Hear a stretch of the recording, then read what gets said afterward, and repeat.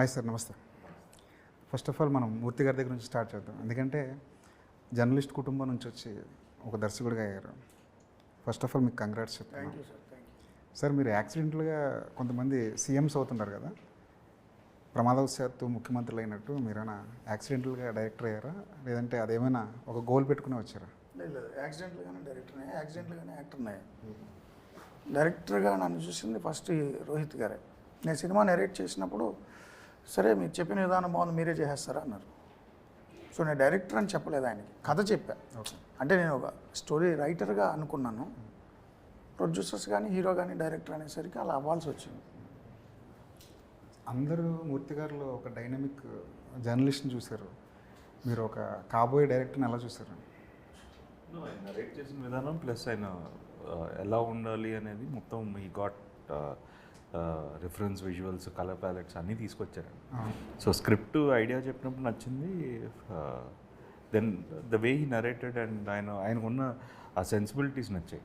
So I felt because the heroes characters journalist, he'll know the nuances better అనే ఫీలింగ్ నాకు. So I said Murthy garu మీరే చేసేయండి అని చెప్పి అలా ఈ స్టార్టెడ్ దిస్. దేశమంతా ఒక ఎలక్షన్ ఫేవర్ నడుస్తున్నప్పుడు కరెక్ట్ టైంలో ఒక రాజకీయ చిత్రం, ఇది ప్రీ ప్లాన్డ్గా జరిగిన విషయమా, లేదంటే ఇది కూడా యాక్సిడెంట్గా జరిగిన విషయం? అంటే హీరో గారు ఇంతకుముందు చెప్పినట్టు ఒక్కొక్క దానికి ఒక సీజన్ ఉంటుంది. ఇప్పుడు ఏసీలు ఎక్కువ సమ్మర్లో అమ్ముతారు, వింటర్లో అమ్మరు కదా. సో ఆ సీజన్ నడుస్తుంది. ఇప్పుడు పొలిటికల్ థ్రిల్లర్ కాబట్టి దేశమంతా, మీరు అన్నట్టు దేశమంతా రాజకీయ వాతావరణం ఉంది కాబట్టి ఒక గ్రామంలో సాధారణ పౌరుడి నుంచి ప్రధాని వరకు ఆ 3-4 నెలలు రాజకీయం గురించి ఆలోచిస్తారు. కాబట్టి ఆ టైంలో మనం అనుకున్న పొలిటికల్ థ్రిల్లర్ వస్తే దానికి సంబంధించి ఈజీగా రీచబిలిటీ ఉంటుంది. కాబట్టి ఆ సీజన్ అంతే. ప్రతినిధి అనేది మీ కెరీర్లో చాలా మంచి సినిమా, చాలా గొప్ప అప్లాజ్ వచ్చింది. ఈ సినిమాకి ప్రతినిధి ఫ్రాంచైజీలోనే చేయాలని ఎందుకు అనుకున్నారు? ఎందుకంటే డైరెక్టర్ మారారు, ఒక కొత్త కథతో వచ్చారు. ఎందుకు ప్రతినిధి ఫ్రాంచైజీ నుంచి వచ్చింది సినిమా? అంటే ఇనీషియల్గా మేము ప్రతినిధి అనుకోలేదండి, ప్రతినిధి 2 అని టైటిల్ పెట్టాలనుకోలేదు.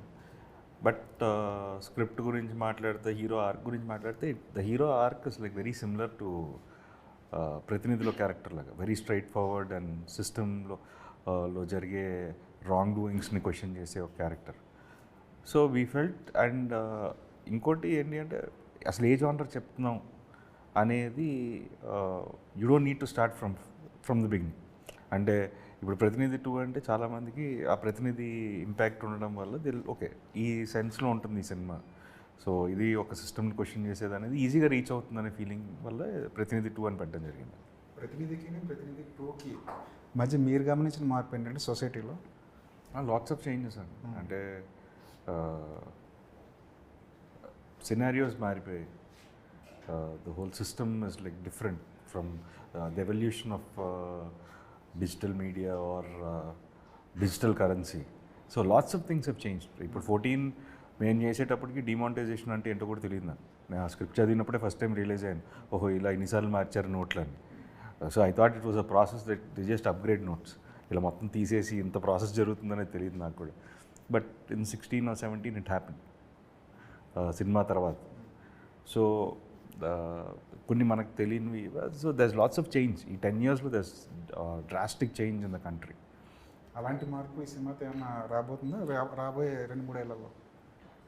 ఐ డోంట్ నో అండి. అంటే మన ఇప్పుడు నేను అంత ఫోర్సీ చేయలేను. అదే జరిగిందానికే నేను షాక్ అయిపోయాను అసలు అప్పుడు. But I don't think I can foresee things. And మార్పు అనేది ఈ సినిమా వల్ల కూడా ఎవరు మారుతారనే సెన్స్ అయితే నాకు లేదండి. No one will change because of one film. But ఏంటంటే I can create the thought. ఒకసారి ఆలోచించే విధానాన్ని మార్చగలుగుతాను. It's just seed in your brain. Sir, Telugu సినిమా వచ్చినప్పటి నుంచి ఇప్పటివరకు చాలా పొలిటికల్ డ్రామాలు వచ్చాయి. నాయకుడు అంటే ఎలా ఉండాలి, ప్రజలంటే ఎలా ఉండాలి అని చెప్పిన అన్నీ. ఫర్ ఎగ్జాంపుల్ సాగర్ సంగమం, శంకరభరణం లాంటి సినిమాలు వచ్చినప్పుడు సంగీతాన్ని ఎక్కువ నేర్చుకోవడానికి ఎగబడ్డా. ట్రూ. శివ వచ్చినప్పుడు సైకిల్ చైన్లు తెంపే బ్యాచ్ ఒకటి తయారైంది. అంత ఎనర్జీ కానీ, ఇన్స్టెంట్ ఎనర్జీ కానీ పొలిటికల్ సినిమాలు చూసినప్పుడు ఎందుకు రాదు? అంటే పొలిటికల్ సినిమాలే కదా సార్, సినిమాలు చూసే వ్యక్తి ఆ ఇంటలెక్ట్ ఆయన ఏ ప్లేన్లో ఉంటాడు, ఎక్స్టర్నల్ ఎన్విరాన్మెంట్కి సంబంధించి సినిమాలకి, బుక్స్కి అయితే అతను చూసిన పర్సనాలిటీస్కి ఇన్ఫ్లుయెన్స్ అవుతాడా లేదని అతని స్థాయిని బట్టి ఉంటుంది. సో కొన్ని పొలిటికల్ మూవీస్ చూసి ఇన్ఫ్లుయెన్స్ అయిన వాళ్ళు కూడా ఉన్నారు.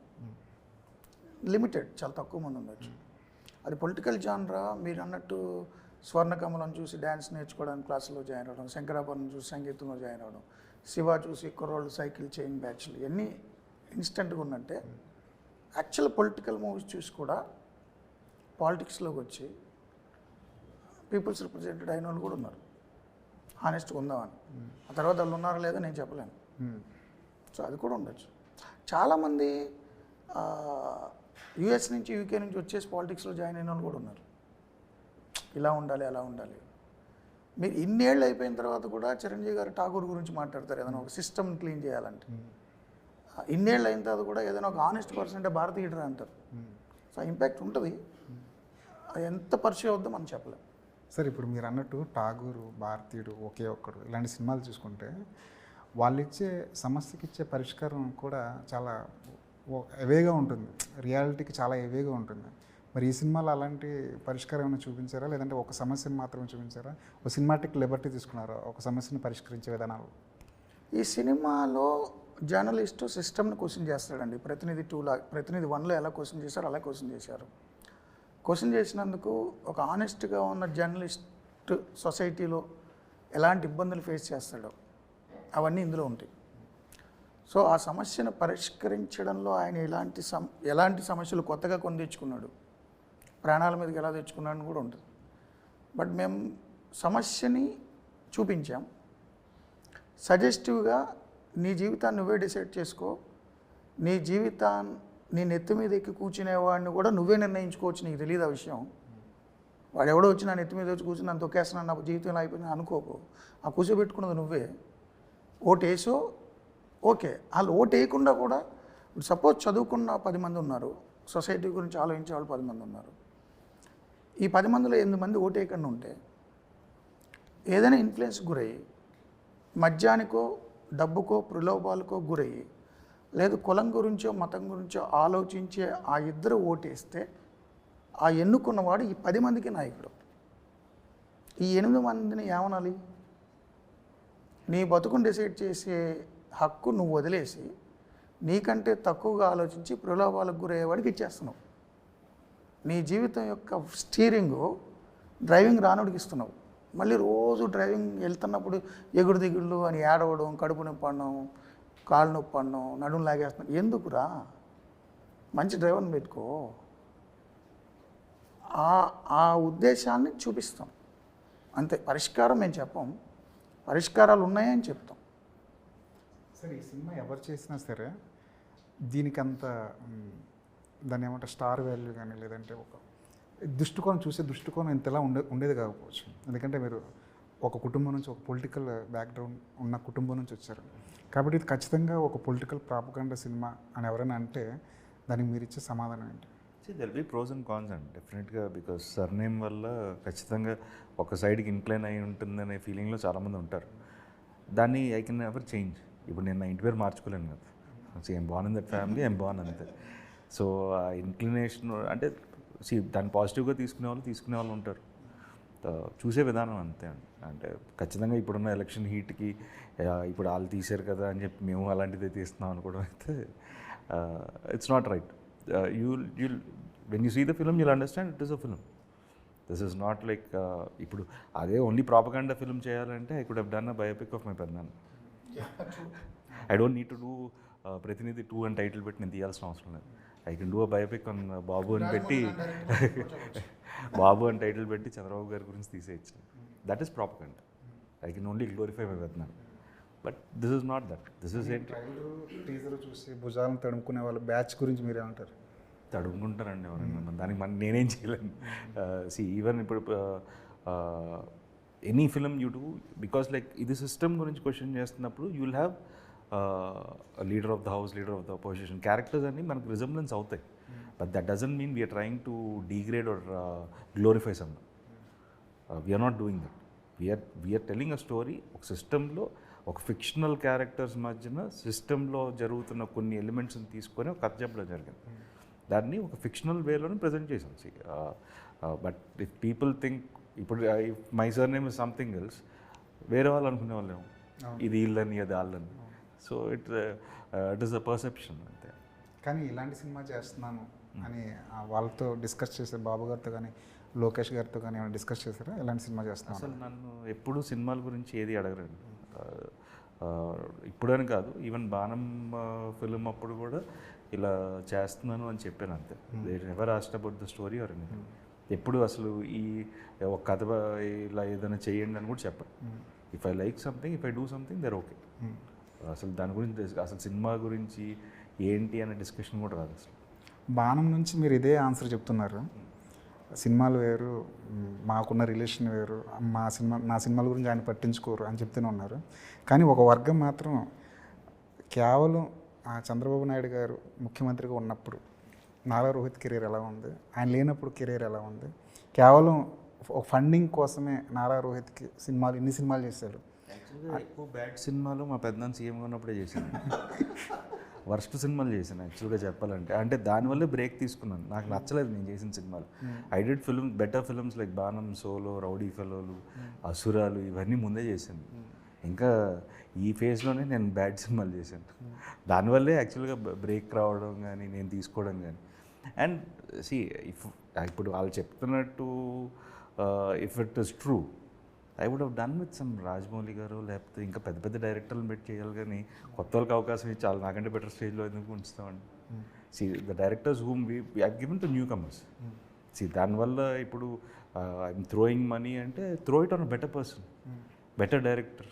నాకు స్టార్డమ్ పెరిగితే అది ఇంకా హెల్ప్ అవుద్ది కదా. So it's very illogical. వాళ్ళు మాట్లాడే దాంట్లో లాజిక్ ఉంటే ఐ కెన్ ఆన్సర్ అది. మధ్యలో బ్రేక్ ఎందుకు వచ్చింది, తీసుకున్నారా అది వచ్చేసింది? I don't like the way I was doing. నాకు మధ్యలో కొన్ని సినిమాలు నాకు నచ్చలేదండి అసలు. ఎందుకు చేశాను కూడా ఐ ఫెల్ట్ బ్యాడ్. అసలు ఫ్రమ్ వేర్ ఐ స్టార్టెడ్ నాకు ఐ సెడ్ ఈ సినిమా అనేది లూప్ అండి. ఇది అయిపోయే లోపల ఇంకోటి ఎక్కుతుంది.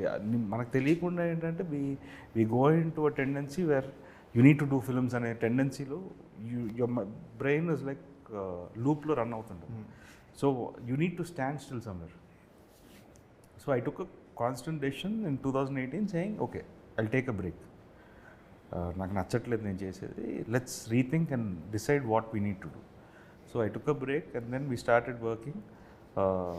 2020 కోవిడ్ ఇది రావడం, then my dad was not well. So దాని తర్వాత again we started on scripts work చేసి ఇట్ టుక్ అస్ టైమ్. ఎందుకంటే now I have 4-5 scripts, bound scripts రెడీగా. సో నెక్స్ట్ 2-3 ఇయర్స్కి కావాల్సినంత కంటెంట్ ఉంది. So it is a good break ఒక విధంగా. నాకు 5 years is a long time, but I think it is ఇప్పుడు నెక్స్ట్ నేను చేయబోయే సినిమాలకి that is a good platform అంతే. ఏం నేర్చుకున్నారు సార్ ఈ ఫ్లాప్ల వల్ల, ఈ బ్రేక్ వల్ల? ఫ్లాపుల వల్ల కంటే ఏంటంటే నేను మంచి సినిమాలే చేస్తున్నా. I did good films before, but ఏంటంటే ఆ టైం ఇంకా రెగ్యులర్ కమర్షియల్ ఫిల్మ్స్ ఎక్కువ ఆడుతుండేవాడిని. So end of the day here numbers work. So ఇప్పుడు మంచి సినిమా అయినా సరే కమర్షియలీ ఫెయిల్డ్ ఫిల్మ్ కింద లెక్కేస్తాం. So even when people write an article they write it is not commercially viable. So here numbers are the key. So numbers కోసం అని చెప్పి అప్పుడు జరుగుతున్న రన్ అవుతున్న ఫిల్మ్స్లో ఇలాంటి వర్కౌట్ అవుతాయేమో అని అలాంటివి ఎంచుకోవడం స్టార్ట్ చేశాను. So by the time I realized I was doing bad films, it was too late. So it was a very tough decision. ఎందుకంటే I was getting my money, I was getting films, everything was going good. But to just stand still for 4 years is not easy.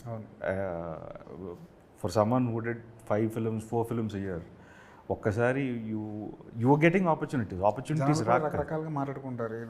Rohit సినిమాలు మానేసాడా, పూర్తిగా political వైపు వెళ్తున్నాడా అన్న question మార్కులు కూడా వచ్చాయి ఇప్పుడు. ఉంటాయండి. See you are as good as your last Friday అండి. See if your last Friday was bad, your bad. And ఇప్పుడు యూ నీడ్ టు, ఇప్పుడు ఈ ఫ్రైడే, ఇప్పుడు 25th is a good Friday for me. I'm again okay, his judgement is wonderful, everything comes in a positive light. So I believe you need to do good films. Some people might think ఏంటంటే నువ్వు సినిమాలు చేస్తేనే కదా జనాలు గుర్తుంటారంటే, అలా కూడా people right you of. If you doing కంటిన్యూస్గా bad సినిమాలు చేస్తుంటే people will just right you of. So it is better to take a break and do a better film అనేది నా ఫీలింగ్. అప్పుడు నిజంగా ఆ ఫీలింగ్ వచ్చింది. ఎందుకంటే even I didn't watch few of my films. అవును. డబ్బింగ్ చెప్తున్నప్పుడే ఓకే ఇదే పోయింది ఈ సినిమా అని ఫిక్స్ అయిపోయి నేను చూడలేదు. Some 2 or 3 films I dent watch. కొన్ని సినిమాలు మధ్యలోనే ఆపేస్తారా షూట్స్ అవి? వన్ ఫిలిం కోవిడ్లో ఆ ఫిలిం కూడా డబ్బింగ్ చెప్పానండి. ఒక సినిమా ఆగింది and one film we stopped it in the pre production phase it's, Sabdham అనే సినిమా. అండ్ ఒక ఫిలిం పండగలో వచ్చాడనే ఫిలిం కోవిడ్ టైంలో కూడా డబ్బింగ్ చెప్పాను. I don't know what the problem. ఆ టీమ్ దే డెంట్ డబ్బింగ్ అయితే కంప్లీట్ చేసాను ఆ సినిమాకి కూడా, but they didn't release it. సినిమా ఆపేయాలన్న డిసిజన్ పూర్తిగా మీదేనా లేదంటే టీం? శబ్దం అనే సినిమా శబ్దం అనే సినిమా I felt it vibe set అవ్వలేదండి. అంటే ఎండ్ ఆఫ్ ది ఎలా చెప్పాలి, అగైన్ అదే చెప్తున్నాను కదా, ఆ లూప్లో లాస్ట్ లూప్ అది. సో ఆ రోజు అది చేసున్న the film might have worked or anything, but for me I felt that was not the right film. మరి ప్రొడ్యూసర్ చాలా నష్టపోతాడుగా. ప్రొడ్యూసర్ ప్రీ వర్క్లోనే ఆపేసాను. ప్రీ వర్క్లోనే షూటింగ్కి వెళ్తే good or bad, once I start shooting even if I'm not paid I will finish the film.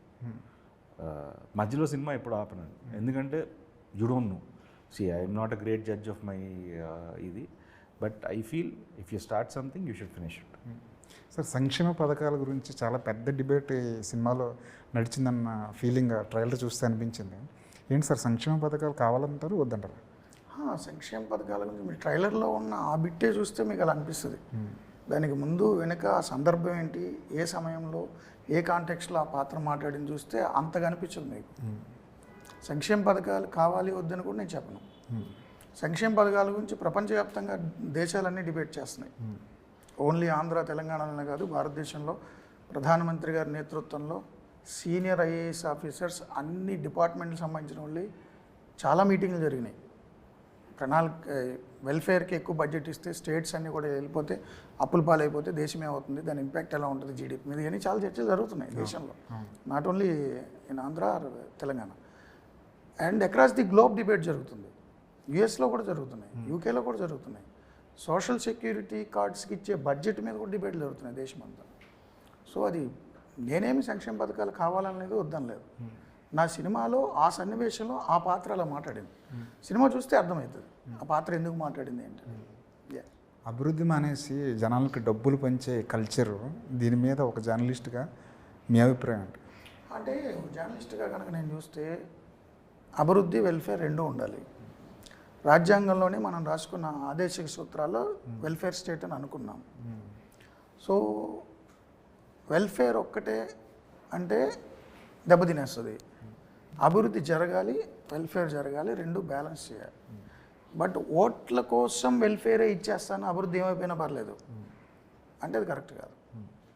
So అభివృద్ధి కోసం ఫోకస్ పెట్టి వెస్టర్న్ నేషన్స్, యూరోపియన్ నేషన్స్లో వెళ్ళిపోదాము అని నువ్వు పేదవాడిని పట్టించుకోకుంటే అది కూడా రిస్కే. సో ఖచ్చితంగా ఆ రోజుకి చేపలు ఇవ్వు, రేపటి నుంచి పట్టుకోవడానికి వలై, తనంతటి తాను బతికేలాగా చూడు. నేను వలిస్తాను, నువ్వు నేర్చుకుంటా తిను అంటే ఆడి కడుపు మార్చుకో.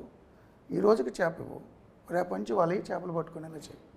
అది బ్యాలెన్స్ చేయాలి. నా ఒపీనియనే కాదు, ప్రపంచవ్యాప్తంగా అనేక దేశాలు డిస్కస్ చేస్తాయి. వరల్డ్ బ్యాంక్ బోల్డ్ ప్రాజెక్టులు ఉన్నాయి దీని మీద, ఏం చేయాలి, ఎలా చేయాలి. సో అవన్నీ స్టడీ చేస్తే బ్యాలెన్స్ ఉండాలి. పొలిటికల్ సినారియోలో వచ్చిన సినిమాలన్నీ రాజకీయ నాయకులు, ప్రభుత్వాలు చేసిన తప్పుల్ని వేలెత్తి చూపిస్తుంటాయి కదా, మరి ప్రజల వైపు తప్పు లేదంటారు అలాంటి అసమర్థులను ఎన్నుకోవడంలో? ఇప్పుడు ఈ సినిమాలో హీరో గారి డైలాగు టీజర్లో కానీ ట్రైలర్లో కానీ ఒక డైలాగ్ ఉంది,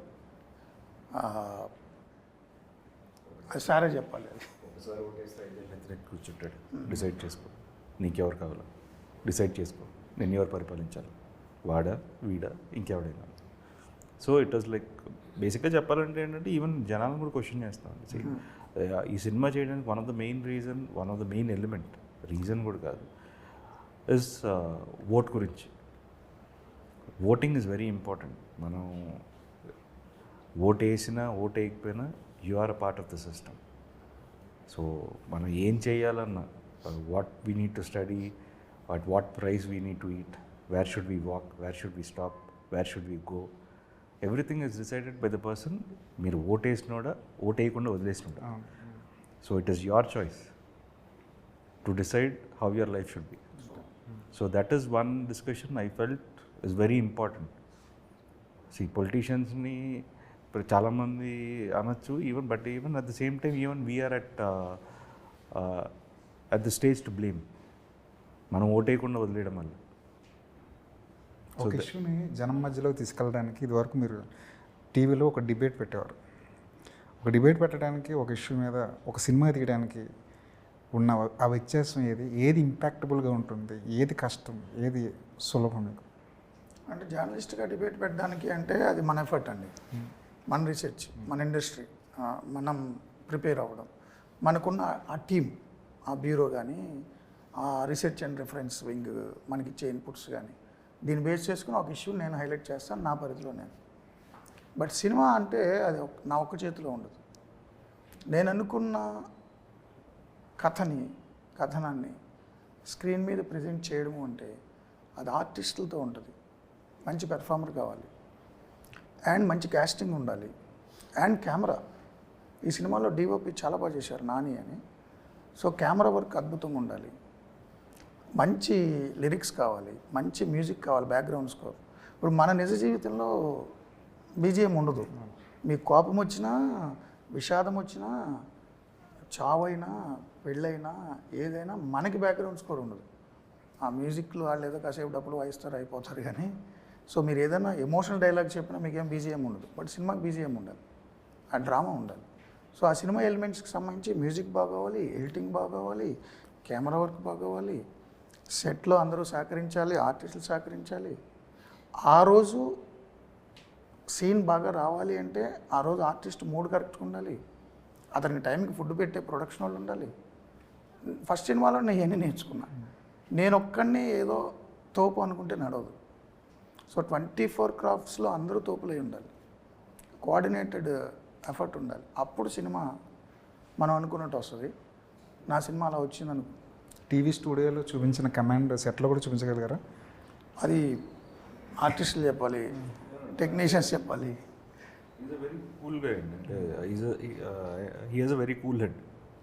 so that is very important షూటింగ్లో. సో ఇట్ ఇస్ జస్ట్ అంటే it is dealing with other people to do what you have written.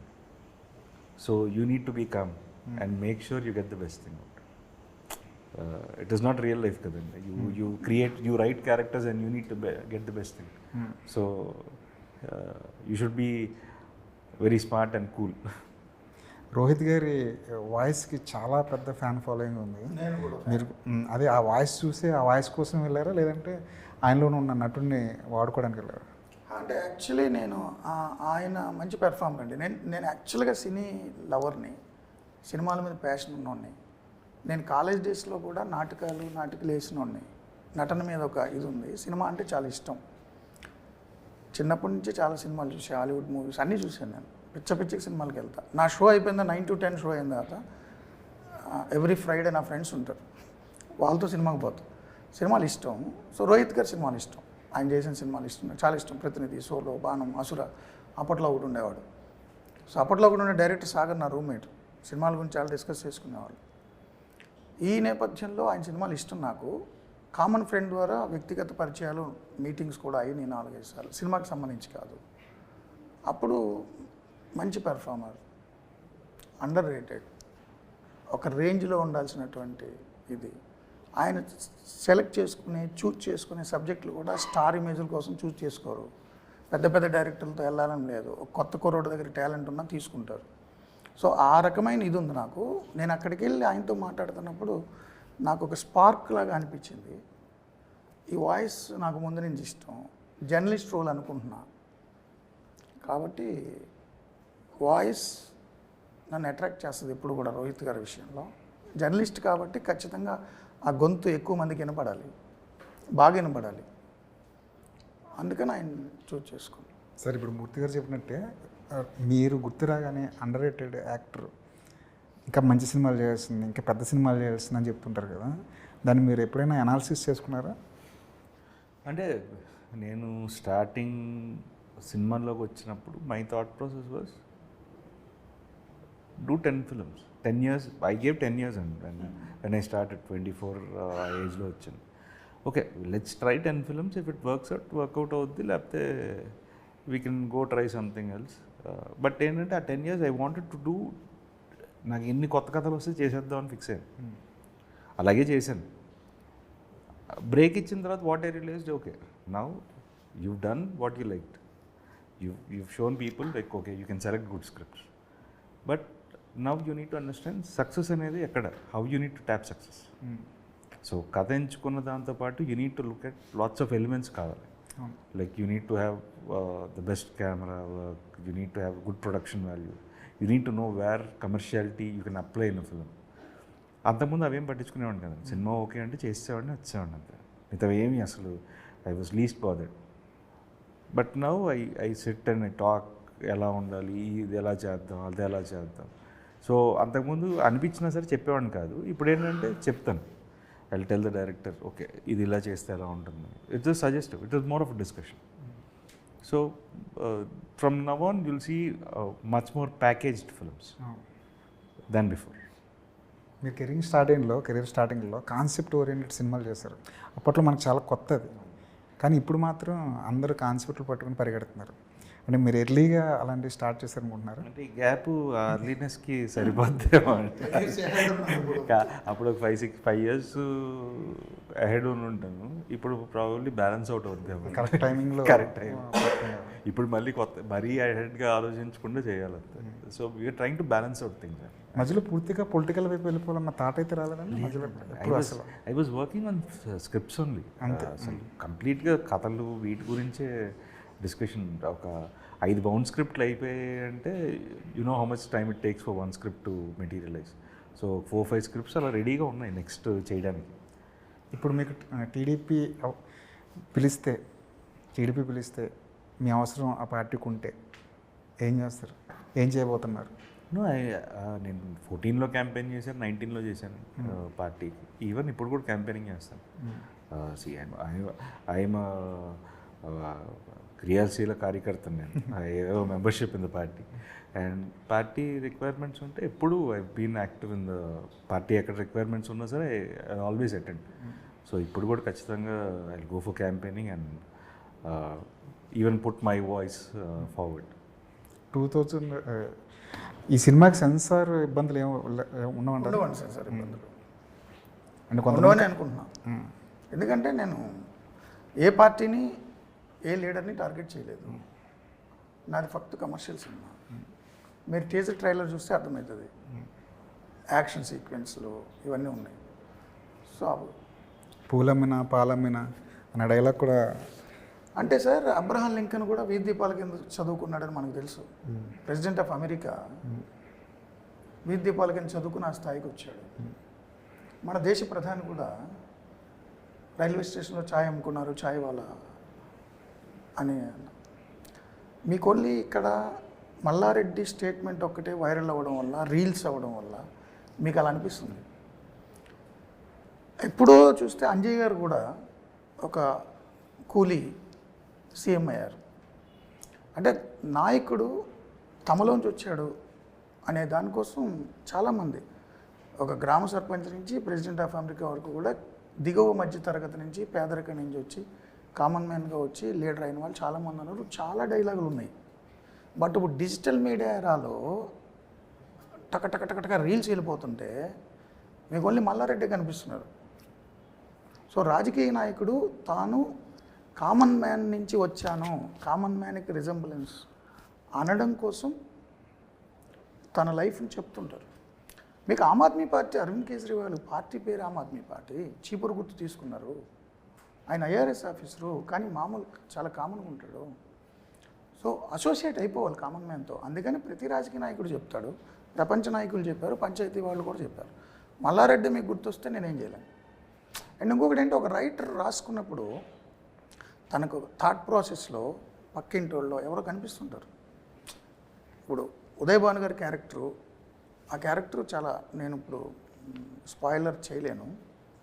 So ఆ క్యారెక్టర్ సంబంధించి రాసుకుంటున్నప్పుడు నాకు నేను పనిచేసిన ఛానల్ యజమానులు కొన్ని సన్నివేశాల్లో గుర్తు రావచ్చు, నా కొలీగ్స్ గుర్తు రావచ్చు, లేదు ఈ జనరేషన్ నా మేనగోడలు గుర్తు రావచ్చు, మాట్లాడే విధానం, యాటిట్యూడు అన్నీ కలిపి నేను రాసుకుంటా. నేను ఈ క్యారెక్టర్ రాసిన నాకు మల్లారెడ్డి గుర్తు రాలా. బట్ ఈ డైలాగ్ మీరు విన్న తర్వాత మీకు మల్లారెడ్డి గుర్తు వచ్చాడు. అంతే. మల్లారెడ్డి గుర్తొచ్చారు అని చెప్పి అడిగే వాళ్ళని మీరేం చెప్తారు సార్? అంటే మీకు గుర్తు రాకపోవచ్చు, చాలామందికి గుర్తొచ్చినప్పుడు. ఇప్పుడు సినిమా చూసిన తర్వాత ఎవరి టేక్ వాళ్ళది. ఇప్పుడు ఒక సినిమా వచ్చిన తర్వాత మీరు ఒకలా రివ్యూ రాస్తారు, ఇంకో వెబ్సైట్ ఇంకోలా రివ్యూ రాస్తారు. సేమ్ మీరు చూసిన కోణంలో నాకు చూడాలని లేదు కదా. సో అందరి మనుషుల్లోకి వెళ్ళి నేను ఇది అనుకున్నాను అని నేను మళ్ళీ సినిమా అయిపోయిందా డిస్క్రిప్షన్ రోలింగ్ టైటిల్స్ లాగా అంత నేను చెప్పలేను. ఎవరి ఆలోచన వాళ్ళది. అనిపిస్తే అనిపించవచ్చు, ఇట్స్ నాట్ క్రైమ్. వాళ్ళ ఆలోచన వాళ్ళ చూసే దృక్కోణం బట్టి ఉంటుంది. తెర మీద నారా రోహిత్ కనిపిస్తాడా, లేదంటే TV5 మూర్తి గారు కనిపిస్తుంటారు? To a few things, definitely, because like నాకు ఇప్పుడు న్యూస్ రూమ్ ఇదైతే తెలియదండి. అదర్ మిగతా సీన్స్ కానీ ఇలాగ మోనోలాగ్స్ ఇవన్నీ చెప్పగలుగుతాయి, కానీ న్యూస్ చదివే విధానం అయితే మనకు రాదు, ఇంటర్వ్యూ చేసే విధానం. సో డెఫినెట్గా ఆ సీక్వెన్సెస్లో మూర్తి గారు కనపడతారు, మిగతా అట్లు నేను కనపడతాను. ఇంకేంటి సార్, గ్యాప్ ఇస్తారా లేదంటే కంటిన్యూ బ్యాటింగ్ చేస్తారా? కంటిన్యూ అంటే I'll only one film at a time, and I'll finish one and then start another. I won't do parallel ga aithe cheyanu. I want to focus on that film's output completely. So already recently we've announced Sundarakanda. So అది almost ఒక 50% shoot అయిపోయింది. September will release that, and ఆగస్ట్లో ఎప్పుడు we're starting another film. Rohit ఎప్పుడు serious సినిమాలో చేస్తాడు అన్నది break చేయడానికి సుందరకాండ లాంటి సబ్జెక్ట్. అంటే సోలో చేశాను, జోచితానంద చేశాను, సావిత్రి చేశాను. కానీ మాకు రోహిత్ అంటే ఎక్కువ గుర్తొచ్చేవి అంటే ఇంటెన్స్ ఫిల్మ్స్ వర్క్. ఇప్పుడు సోలో వర్క్డ్ అవుట్, బట్ దాని తర్వాత అదే చెప్తున్నాను కదా, after point of time I did more of serious genres. So but now it will be a mix of everything. Even we're trying to do full entertainers కూడా. So we're working on few scripts like that also. ప్రతినిధి 3 వస్తే ఏ concept పట్టుకుంటారు? ఆ రోజు జరిగే ప్రాబ్లమ్స్ని పట్టుకోవడం అండి. The society gives you so many unanswered questions. We'll also question that. అలాంటి సబ్జెక్ట్ ఏమైనా రెడీ చేస్తారా 3కి సరిపడా? చూద్దాం ఈ సినిమా ఎండ్లో ఆ సిచ్యువేషన్ బట్టి చూద్దాం. అంటే బట్ నేను ఈ జానర్ అనుకోలేదు, వేరే జానర్లో 3-4 స్క్రిప్ట్లు రెడీగా ఉన్నాయి. చూద్దాం. అంటే 2 బ్యాలెన్స్ చేస్తారా, అటు జర్నలిజం ఇటు డైరెక్షన్? 2 బ్యాలెన్స్ చేయాలి, చేస్తున్నా. కష్టం అవుతుంది బట్ చేస్తా. త్వరలో రాబోతున్న సినిమా ఏంటి మీ నుంచి? ఇది వచ్చాక ఆలోచిద్దాం. ఒక 2-3 జానర్స్ ఉన్నాయి, డిస్కషన్స్ జరుగుతున్నాయి. Right sir, all the best. Thank you. Thank you.